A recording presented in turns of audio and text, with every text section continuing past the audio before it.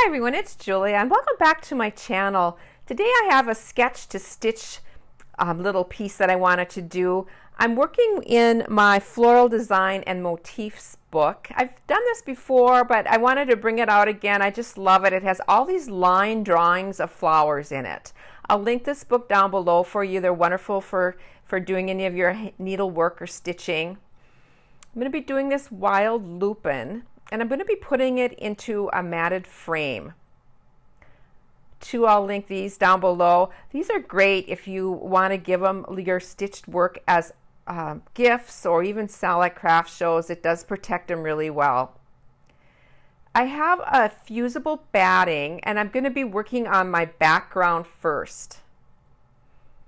Just going to lay that opening. This is like a 5x7 opening.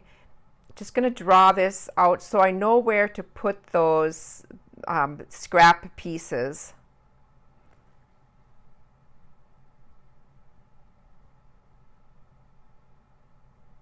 The pieces that I have chosen for my background are mostly neutrals. I do have a couple pieces of green that I'm going to be adding on the edges just to give it a little bit of a contrast. There will be green in the leaves of the lupines as well.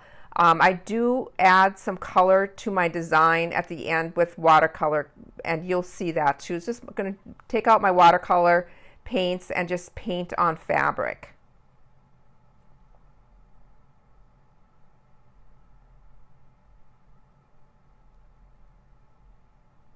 I have parchment paper that I'm going to lay over the top so that this fuse doesn't stick to my iron, and just getting it all into place. And now it's over to my sewing machine. I'm going to be using my free motion of zigzag.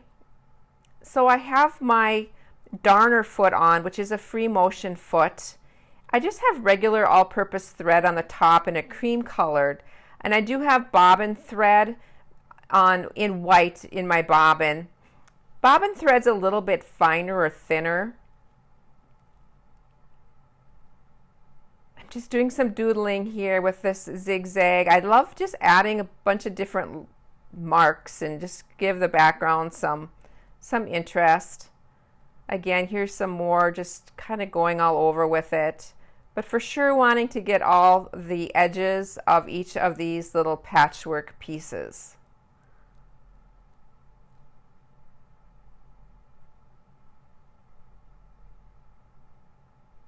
Someone just gifted me this lace, and it's so pretty. It's very delicate.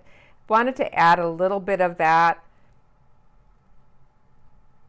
And this too, I'm just going to stitch on with this free motion zigzag.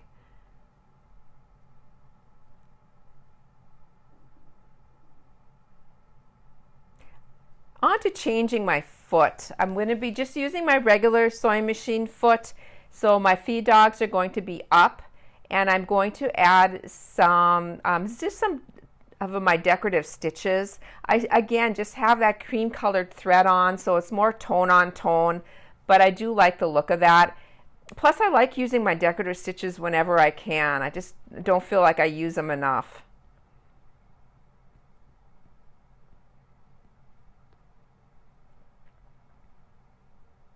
And I'm just doing this in a couple different places.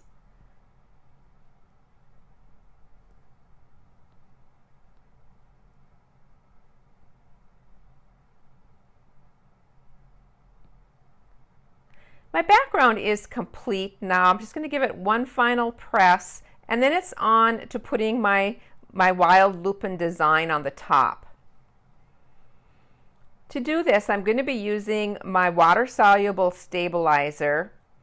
This is just a clear colored film, and it completely dissolves in water. So just cutting the amount that I need. And then just going to be drawing this on. It's really easy to see through. And I'm using my micro pen. This pen works well for this, and it doesn't smudge, dries really quickly.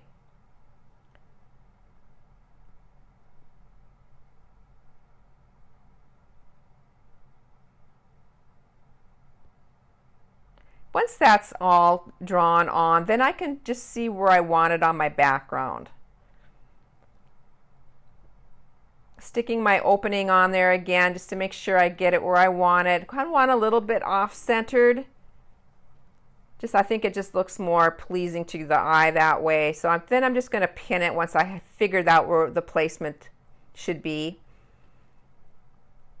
It's back to my sewing machine. At this time I've changed to, this is called my open-toed quilting foot. And again, it's a free motion foot. It's a little bit different than my darner foot. My darner foot has a bigger opening. I find that with this foot that I have on right now, I cannot do my free motion zigzag. I break needles with it. The opening isn't big enough.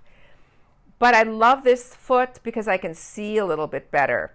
And so when I do this detailed design like this, I do like this foot.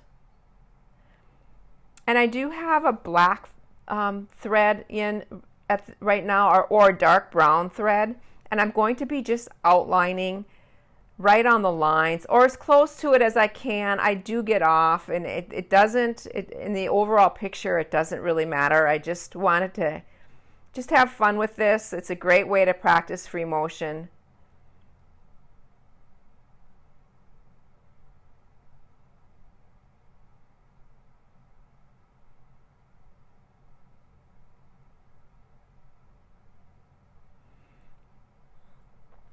I'm just going to continue up this particular lupine, and then I'll be going down the other one as well.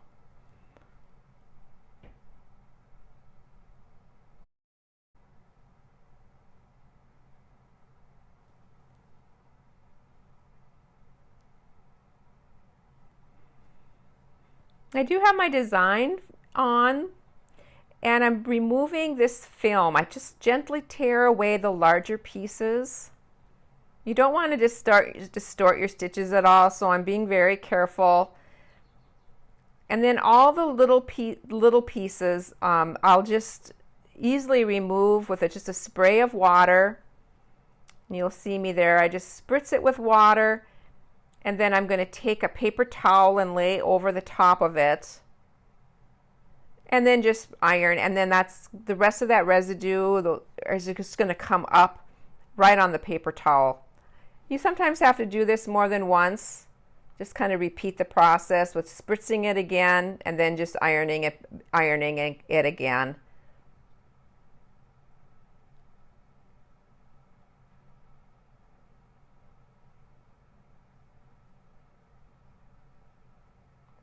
I just did a search on what the colors of a wild lupine, just so I have a reference. So that's what that was on my iPad there. I have my student grade watercolor. This is a field set, so it's tiny. Really fun, and just some water and just a little round brush here. I'm just going to be doing some colors, some purples and blues. And then just dropping that paint in. This is a really fun way to add color to your stitched pieces.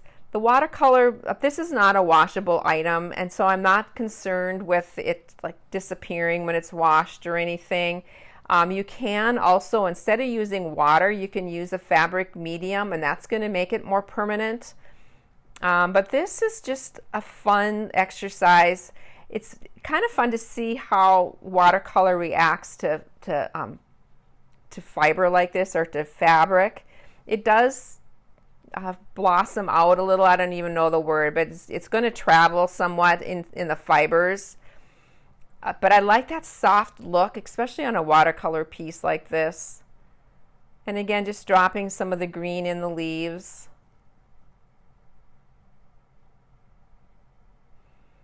Back to my mat and just getting my position right. And I am going to trace around. I'm going to have to do some trimming.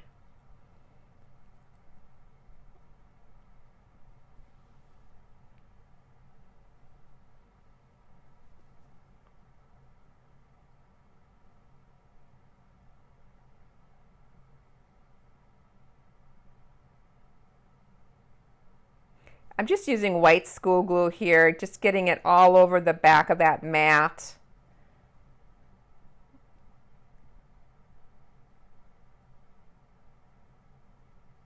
And then laying my piece on top, spreading it out and just kind of stretching it.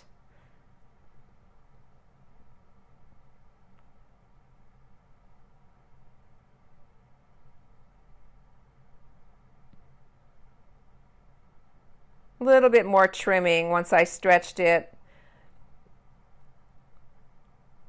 And then to get my mat on the top, I'm going to be just using a double-faced Scotch tape or some kind of tape. I'm just putting a little bit of that tape on all 4 of the sides.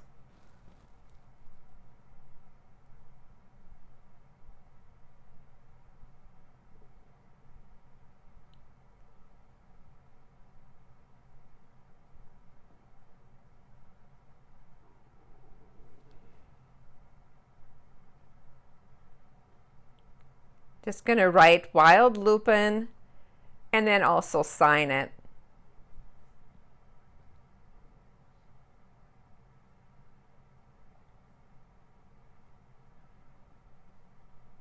And then these little cellophane bags come right with the frames, and they're just nice so things don't get dirty. But here's what it looks like in a frame. They're also fun just to put on a little wooden easel and just set on a little table. I hope you enjoyed this, everybody. I hope you have a chance to create this week. Bye for now.